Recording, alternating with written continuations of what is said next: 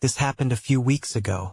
I was working late as a pizza delivery driver, juggling my college classes and my night shift. I kind of liked it that way. The streets were quiet, mostly empty, and the suburban neighborhood had an eerie charm. But one night, everything shifted. I was making a delivery to a house I knew well. As I pulled up, I noticed a flickering light from an abandoned house nearby. I thought maybe it was just the wind messing with the old wiring, but I felt uneasy as I placed the pizza on the doorstep. An icy gust of wind ruffled my hair. Felt like someone was watching me. I shook it off and drove away. The next few nights were strange. I delivered to the same house again. The flickering light was back, brighter this time. I was sure I heard laughter, but it didn't sound right. It echoed in the night, sending shivers down my spine. I felt my heart race, but I told myself it was just my imagination. Still, something didn't feel right. A couple of nights later, I was waiting in my car for my next order when I saw a figure in one of the dark windows of the abandoned house. It vanished when I blinked. My stomach dropped. I wasn't sure if I actually saw someone or not. The laughter returned, sounding closer. It was urgent and full of whispers. I knew I had to get out of there. I couldn't explain why I went back one more time. Maybe I was curious or just foolish. The whispers seemed to pull me toward the door of that house.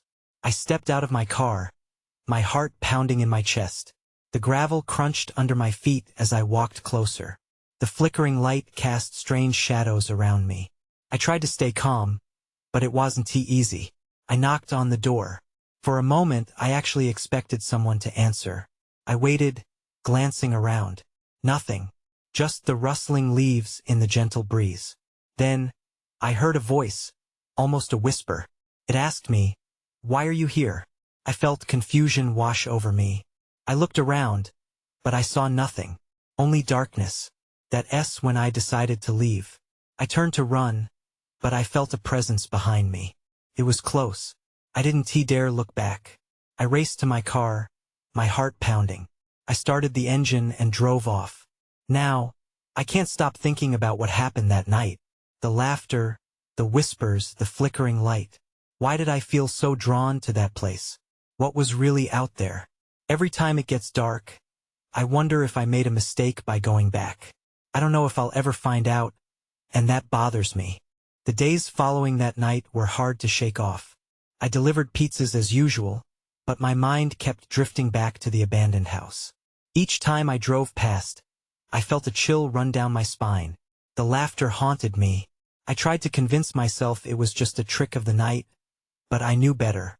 One evening, after a long shift, I sat in my car and considered my next move. I couldn't avoid the house any longer. Something told me I had to go back.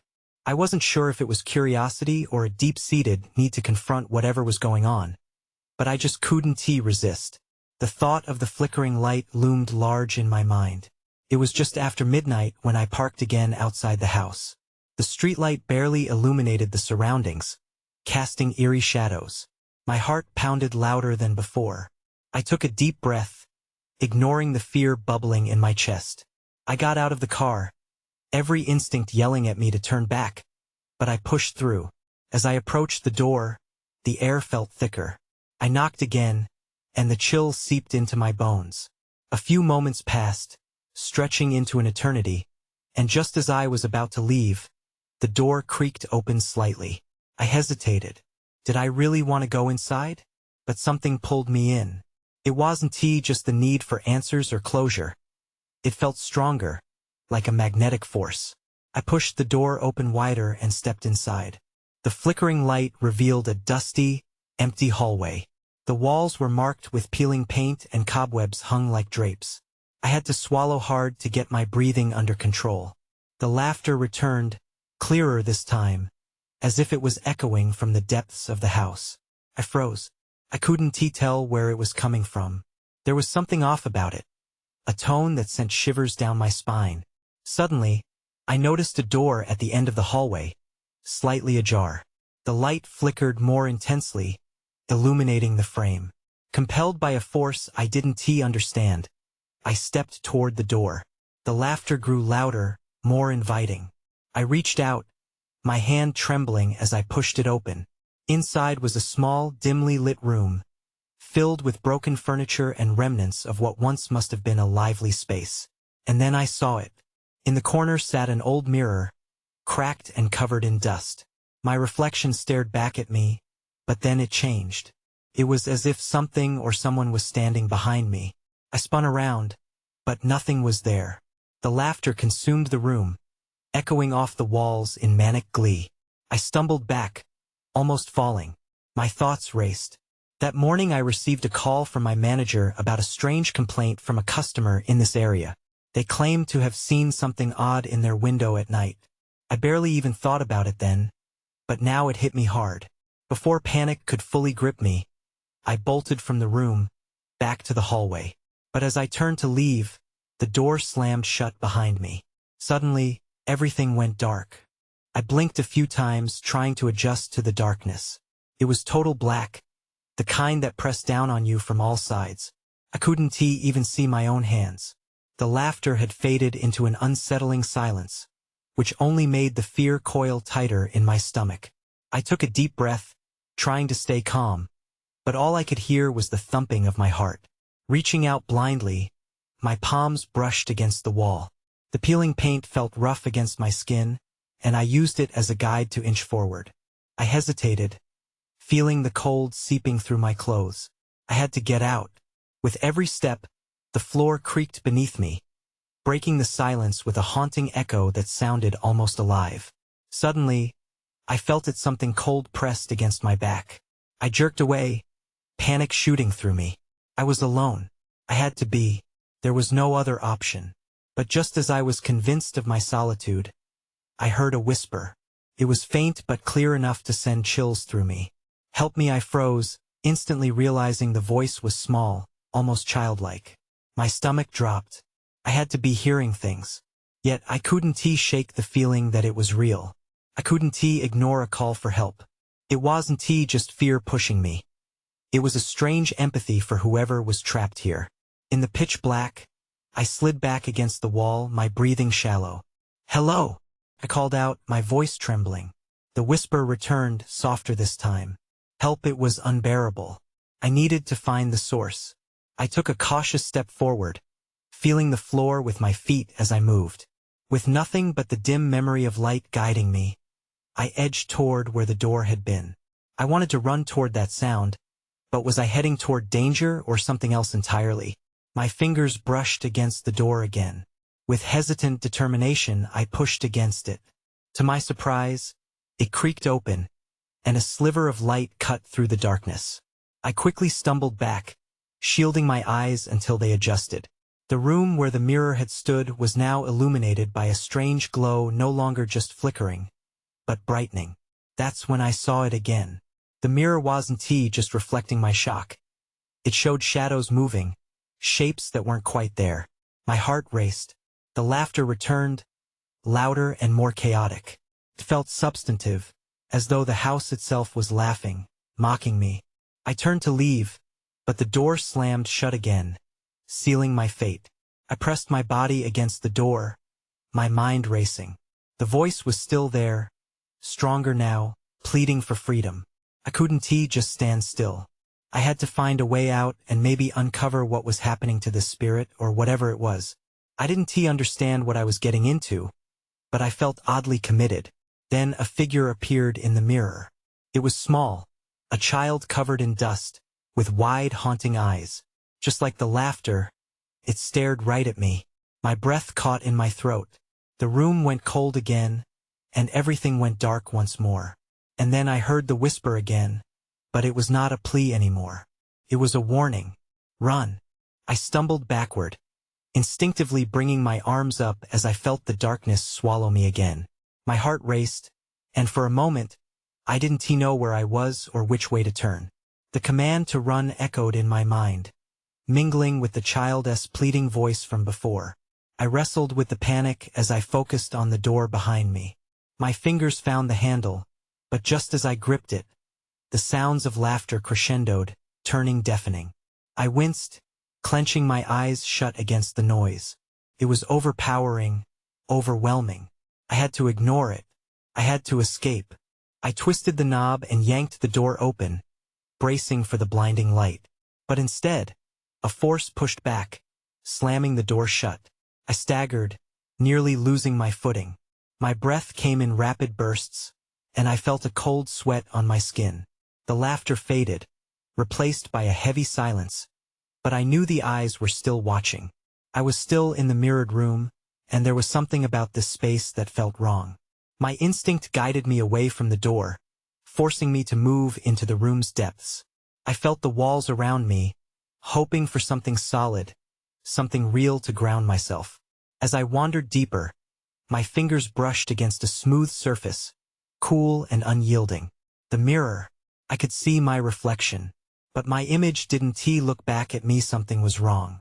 There was distortion, a shifting face superimposed over mine. It was the child, staring back with those sad, wide eyes. Help, it mouthed silently this time, its expression haunting. I could sense an urge to reach through the glass, to comfort whatever soul was trapped. But there was no time for empathy. I had to keep moving. I turned away, trying to think. Maybe there was another way out. I stepped deliberately, scanning for any sign of hope amid the freakish stillness. Suddenly, I heard a thud from somewhere behind me, loud enough to make my heart nearly stop. "Stay," the whisper returned, sweeter now yet rife with desperation. I could feel the energy shift, as if the air itself had thickened with dread. I spun, eyeing the mirror again, an idea forming. "What do you want?" I shouted, my voice echoing against the walls. Felt foolish, but I couldn't stand idle. "Who are you?" The child's image seemed to flicker, and for a moment I thought I saw a glimpse of a different figure lurking behind it, a shadowed outline with sharp features. My gut sank as the laughter erupted once more, now mixed with a low growl that resonated deep in my chest. Something was about to happen.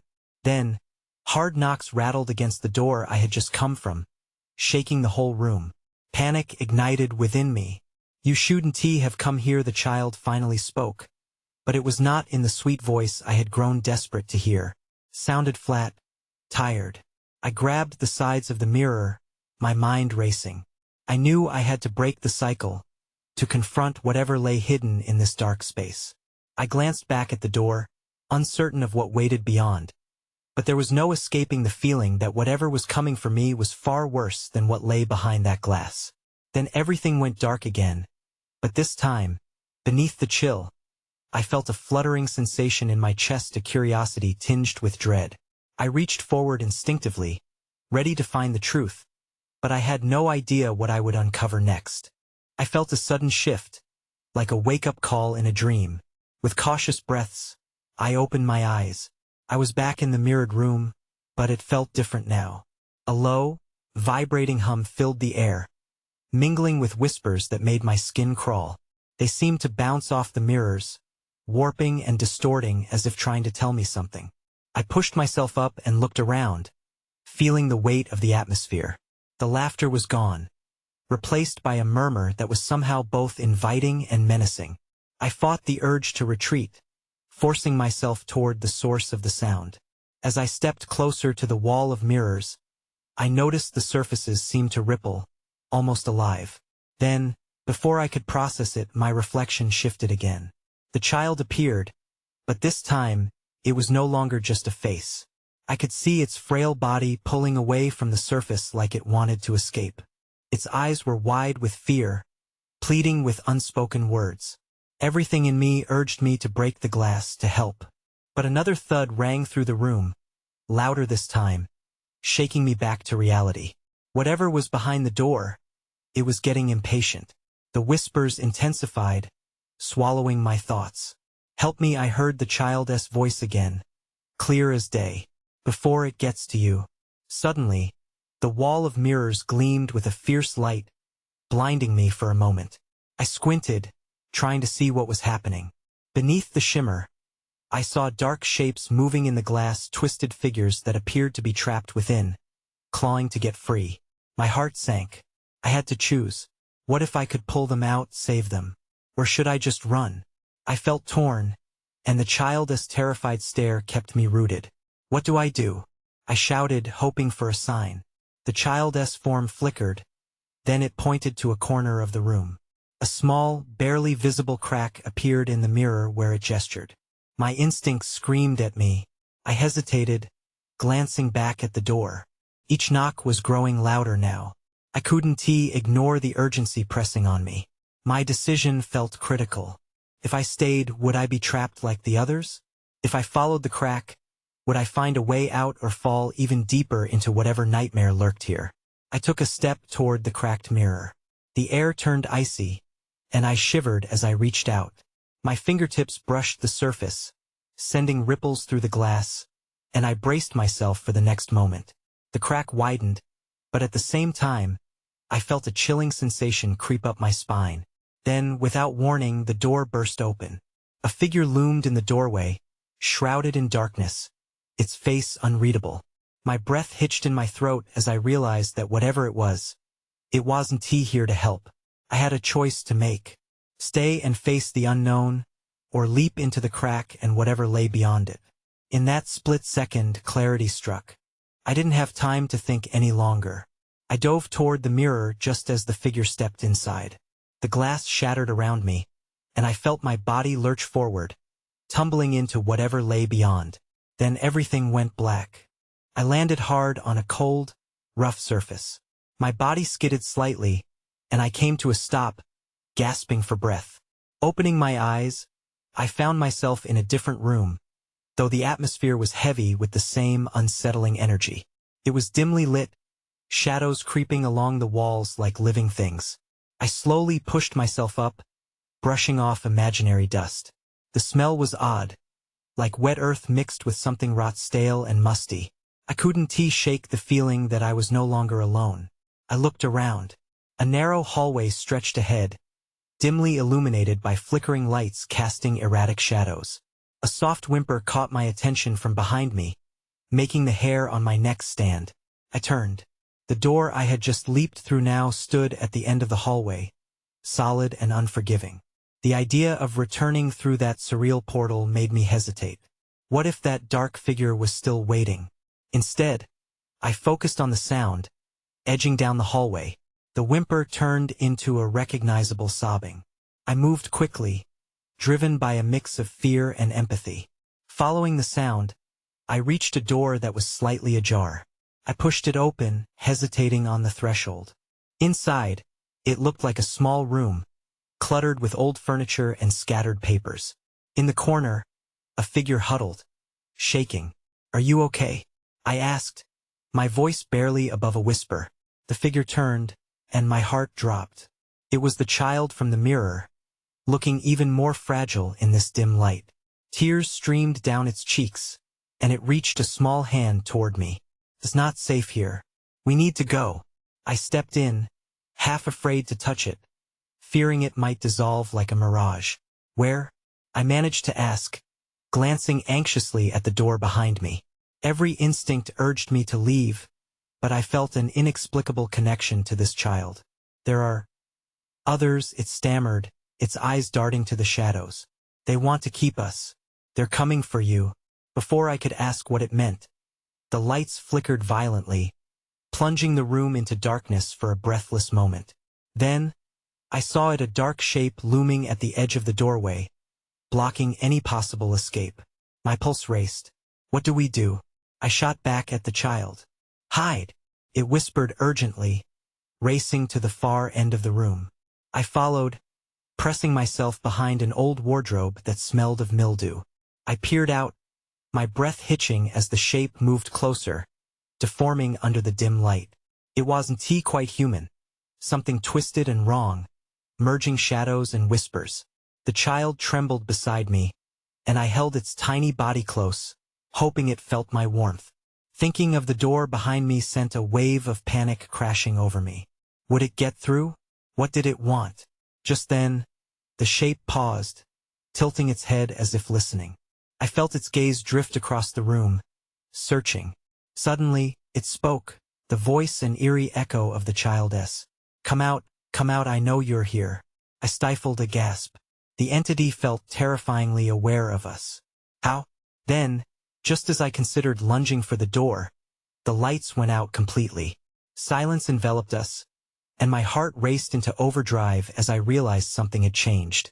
And whatever it was getting closer. The darkness was thick and suffocating, wrapping around me like a heavy, wet blanket. I could feel the child's heartbeat thumping against my own. I strained my ears, listening intently, waiting for any sound that might betray the creature's next move. And then I heard it, a faint, shuffling sound, each step slow and deliberate. My stomach churned, and I couldn't shake the urge to throw myself through the door and run. But something held me back. The child needed me. In the silence, a whisper floated through the air, threaded with malice. "I can feel you." It was coming from the entity. I froze, terrified that even a breath could betray our hiding spot. Suddenly, a flicker of light returned, casting a dim glow that illuminated the room. The creature loomed just at the doorway, its form more defined now, a grotesque figure made of darkness and sharp angles. Its eyes glinted with a predatory hunger. I swallowed hard, reminding myself to stay still. "Where are you hiding?" it said, the mocking tone sending icy tendrils of fear down my spine. "You're not as clever as you think." The child shuddered beside me, and I squeezed its hand. "We have to do something," I whispered, desperation threading my voice. But what could we do against something so terrifying? The creature took a step forward. "You can't escape. You belong to the shadows now." That statement sent a deep chill through me. The shadows around it seemed to twist and writhe, as if alive. I felt lightheaded, like the air was being sucked from the room. There has to be a way out. I glanced around, my eyes darting to the cluttered furniture, the papers that lay strewn about. Maybe one of them contained some secret or clue for escape. But as I searched the room frantically, another flicker of light illuminated the opposite corner. In that moment, I caught sight of something glinting among the debris, a small silver locket. My heart raced as I reached for it, instinct guiding my fingers. That S when I saw it. A face, barely visible through the fog of dark energy, staring at me from behind a pile of faded newspapers. The eyes were familiar, hauntingly so. It was another child, a girl with long, tangled hair, eyes wide with fear. I turned to the child beside me, my mind racing. We're not alone. There are more of us. I didn't have time to think about what that meant. More children? More danger? Just then, the creature let out a growl-like hiss, the shadows swirling around it like a storm. "Enough games," it roared, shattering my moment of hope. Without warning, a gust of wind swept through the room, and the locket flew from my grip, crashing against the wall. The darkness surged forward, anticipating its prize. I felt my pulse quicken, the child beside me trembling more violently. "We have to go." It was now or never. I grabbed the child's hand and bolted toward the door, adrenaline fueling my every step. The shape lunged after us, the air filled with the sound of its angry growls. Then, in the following instant, the lights blinked out again, leaving us in pitch darkness as we raced toward the door. This time, I was sure we had no chance of escaping without a fight. But suddenly, just as we reached the door, it burst open. More shadows spilled into the room, blocking our escape. "You can't leave." A chilling, familiar voice echoed from the depths of the darkness. I felt my heart stop. I stumbled back into the room under the weight of fear as the voice revealed a truth I wasn't ready to confront. The shadows had come for me, and it wasn't just about the child anymore. I knew right then that there would be no escaping this nightmare. I stumbled backward, my heart racing as the shadows pressed in around me. The familiar voice sent a chill down my spine. It was my own sister's voice, one I hadn't heard in years. "You never wanted to leave," it said, sultry and laced with something sinister. "Lila?" I whispered, struggling to grasp that she was somehow involved in this horror. What was this darkness? The creature shifted, growling low as if sensing my uncertainty. "Why did you come back here?" The voice echoed with accusation, and I felt sick. "You think they'll save you?" I pressed a protective arm around the child beside me. "I didn't come for you. I'm here to help. Felt pointless, the words weak against the weight of Lila's betrayal. But the air grew heavy, dense with shadows creeping closer. I felt desperate. "What do you want from me?" I shouted, my voice trembling. The darkness twisted and pulsed, the creature hovering nearby, eyes glinting with amusement. Suddenly, the room shifted. The walls seemed to pulse, undulating as if alive. I glanced at the child, wide-eyed and trembling in my grip. "We have to find another way out." Then it hit me, the locket. That glimmering reminder from a different time had to mean something. I dashed to where it had fallen, my fingers fumbling through the debris. There had been a sense of urgency, a calling. I felt the urge to find it again, like it held a power I didn't yet comprehend.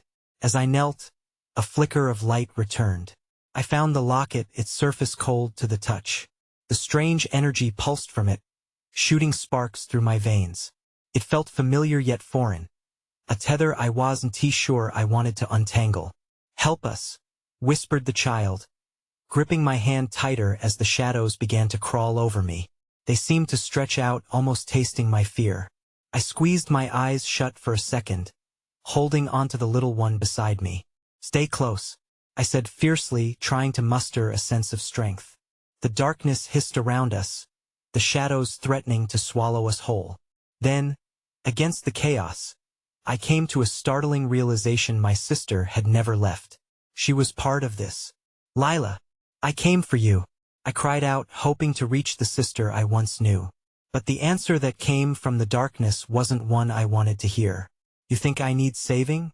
Her laughter echoed, cruel and filled with malice. "You chose to abandon me, and now you'll pay." Panic surged through me.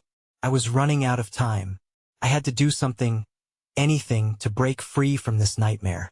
I clutched the locket tighter, thinking perhaps I could harness its power, but would that unleash more chaos? Before I could decide, the shadows lunged, and the room erupted into a cacophony of noise.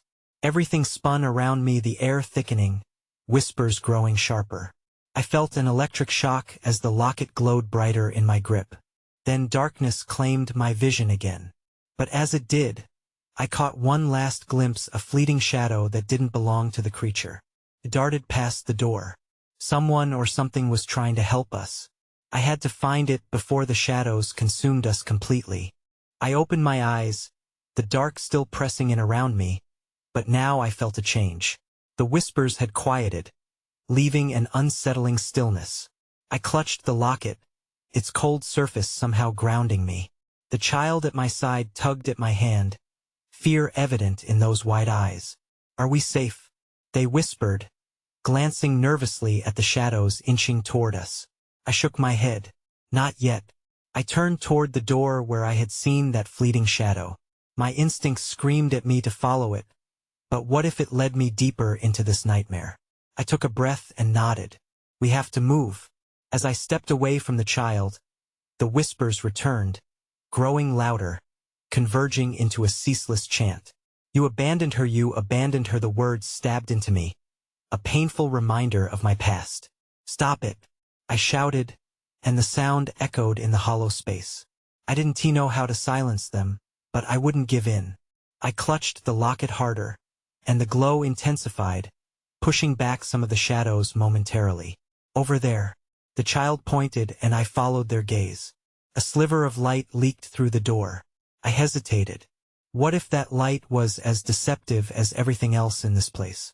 Just as I was about to dismiss it, a loud crash resonated behind us. The dark creature had decided it was no longer playing games. Shadows surged forward, and panic shot through me. "Run!" I yelled, and I grabbed the child's hand. We dashed toward the door, each footstep echoing in the tense silence. We reached the door, and I flung it open, not knowing what awaited on the other side. It slammed against the wall with a loud bang. Bright light spilled into the darkness, illuminating an empty hallway. I glanced back at the approaching shadows. We had no time. "Come on," I urged the child, pulling them through the doorway. The moment we crossed, the shadows slammed against the threshold but couldn't pass. It felt like a barrier, momentarily holding them back. We stood there, panting, in the hallway bathed in light. As I turned to look for a way to escape, I took in the new surroundings. The walls were lined with strange symbols, flickering with energy that felt eerily familiar, reminiscent of the locket in my hand. What is this place? I breathed out, half to myself, half to the child beside me. Then, a faint rustling noise caught my attention. My heart sank. Someone or something was behind me in the darkness beyond the door. I turned, ready to protect the child again if necessary. Had I made a mistake by opening that door? And then I saw a figure emerging from the shadows, their features hidden. My pulse quickened as they stepped into the light. I couldn't make out their face, but they wore a familiar silhouette. Was this a trick too? Help! I called instinctively, stepping forward, but the figure shook their head slowly. Not yet, they said, their voice low and purposeful. You have to choose. My breath caught in my throat. Choose what? The shadows churned, eager, ready for the next moment of doubt. I felt like I was being pulled apart between the past and the present, between loyalty and betrayal. Please, what do you mean? I pressed, desperation creeping into my voice. But the figure only pointed toward the hallway ahead, their expression obscured in mystery. Behind them, the dark was still swirling. That was when it happened. A sharp cry echoed in the air. It was Lila's voice, screaming my name with a fury that felt like a punch to my gut. I jolted. Make your choice. The figure's shout rang out, slicing through the confusion. I was left standing on the edge, knowing I had to act before the shadows claimed us again. Which way do I turn? I asked, realizing I was quickly losing hope of ever escaping this nightmare. I stood frozen, caught in the web of choices weaving around me like invisible threads. The hallway stretched dark and empty behind me, filled with an unsettling hum that seemed to echo the urgency of my situation. I could still hear Lila's voice, but now it was mixed with an unbearable sense of dread. Make your choice, the figure insisted, their shadowy form flickering in the light. Time felt suspended as I weighed the options laid before me. Lila's voice carried memories of my past, a life filled with laughter and warmth. But behind that warmth lay the betrayal, the abandonment, a choice I made when I left. Take one of them, the figure said, stepping aside just slightly, revealing two paths ahead. If you step toward darkness, you will find your sister. But it will cost you more than you know. The figure gestured to the right, where shadows danced like coiling serpents. If you take the light, you will save the child and perhaps the others trapped within. The left path gleamed with a soft, inviting glow. My heart raced. Can't I have both? I blurted, desperation rising. That is not how this works, they replied, an edge of sorrow creeping into their voice, as if they too felt the weight of the decision. Choose wisely. You cannot save everyone.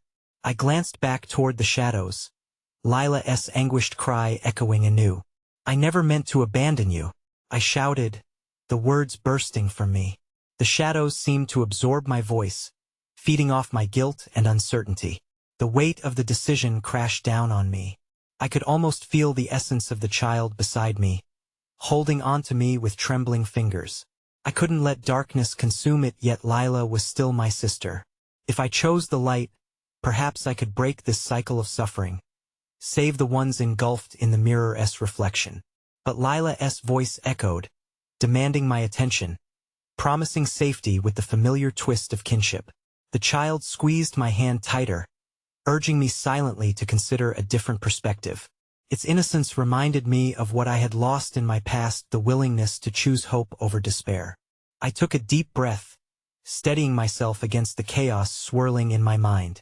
I choose the light, I declared, summoning all the resolve I could muster.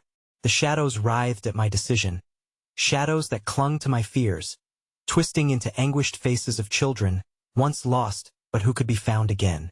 The figure nodded, a ghost of a smile crossing their features as they stepped back to reveal the illuminated passageway. With the child at my side, we moved, light wrapping around us like a protective cloak. The shadows hissed and shrieked, desperately clawing at the edges of the light, but as I crossed the threshold, everything started to brighten. I could feel warmth swelling in my chest, a sense of purpose surging through my veins. With each step, I envisioned not just escaping but dismantling the hold the darkness had over those trapped within. I turned back briefly, seeing darkness lurch behind us, but it began to recede. You chose to help the innocent instead of seeking revenge, the figure called, their voice shaky but filled with deep understanding. In doing so, you unravel the chains that bind not just yourself but others to their suffering. But could it be that simple? As we pressed forward, I felt a pull the mirror's energy thrummed, a reminder that my choice couldn't bring back lost time, nor could it mend the bridges burned long ago. And very much like the flickering light's glow, I understood that I might never reach Lila again. The echoes of her voice lingered like a bittersweet memory, a reminder of a bond stretching across different states of being. Will you come back for me? It was a soft whisper from the child beside me, pulling me out of my thoughts. I don't know, I managed, an ache piercing my chest. All I could promise was to honor the choice I made.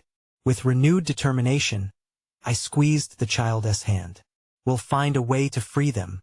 We'll keep moving toward the light, I vowed, hoping my words held the weight of truth. As we pushed further down the illuminating path, I glanced back just once, unsure of what lingered in the dark. The shadows curved at the periphery of my memory, reluctant to let go. I couldn't shake the sense that they wouldn't forget me either, that our connection remained, winding its way through unseen threads binding us to our past. I expected answers to arrive, but something inside me hinted that the journey ahead would yield more questions than resolutions. I clenched my fists, a mix of hope and uncertainty forming like knots in my gut. Sometimes, healing takes more than just one person, I whispered to the child, who nodded, their eyes full of trust. And with each step forward, I resolved to confront whatever lay in the dark ahead, knowing it would change everything. I may not have saved Lila, but perhaps by choosing light over darkness, I could carve a path toward redemption not just for myself, but for all of us. I moved forward, embracing the unknown, knowing that light might come with its own shadows that whispered of stories yet untold. I was ready to face them,